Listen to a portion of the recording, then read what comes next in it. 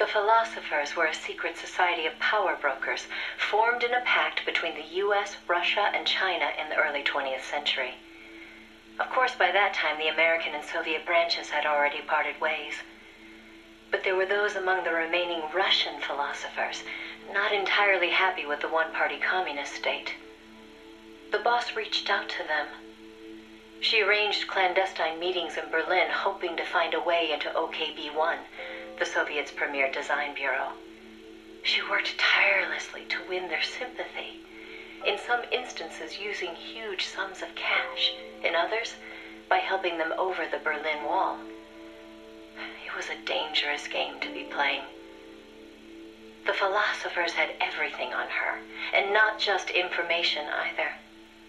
She'd given birth to a child on the battlefield, only to have them immediately snatch it away. I know she told you that story.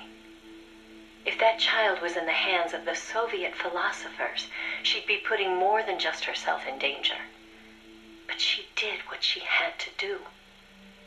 At the time, the Soviet Union was believed to have an arsenal of missiles far greater than that of the United States. If that proved to be the case, Moscow would be free from the yoke of nuclear deterrence, raising the possibility that the Soviets might actually launch nukes if they felt it necessary. As you know, the so-called missile gap turned out to be a Soviet bluff. Moscow had gone to incredible lengths to perpetuate the lie. In fact, the whole space race was really just a part of an elaborate ruse. Only we didn't know that at the time. She used to joke that even she swallowed the whole missile gap story, hook, line, and sinker. She put her life on the line, for the sake of her country, to prevent nuclear war. And it was because of her sacrificial efforts that America succeeded in placing a sleeper agent inside OKB-1. NASA began to receive huge volumes of technical data from the Soviet program. By the end of 1959, they'd succeeded in sending a chimpanzee named Sam on a ballistic rocket flight. The rocket never left the atmosphere. But all the same, it was a huge success for NASA, restoring confidence in its technology. Then, just when the operation was starting to produce results, the CIA came calling. "You're a war hero," they said.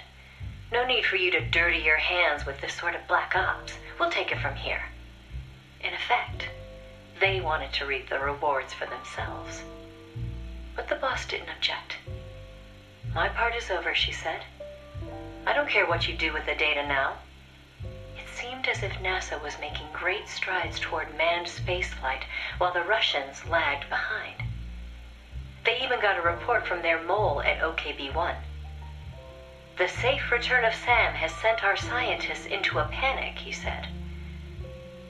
Soon afterward, the Soviet Union sent an animal of its own into space on Sputnik 2, the dog Kudryavka, better known to the world as Laika. But Laika was fated never to return to Earth. The U.S. can recover its spacecraft from the ocean upon re-entry. But the Soviet Union only borders the frozen Arctic. They had to bring their spacecraft down on land. How could they soften the impact enough to bring a living creature back safely? The agent reported that the Soviets hadn't yet found a solution to that problem. The plot to sabotage the Soviet space program seemed to be working, too. First, they tampered with Sputnik 4's re-entry.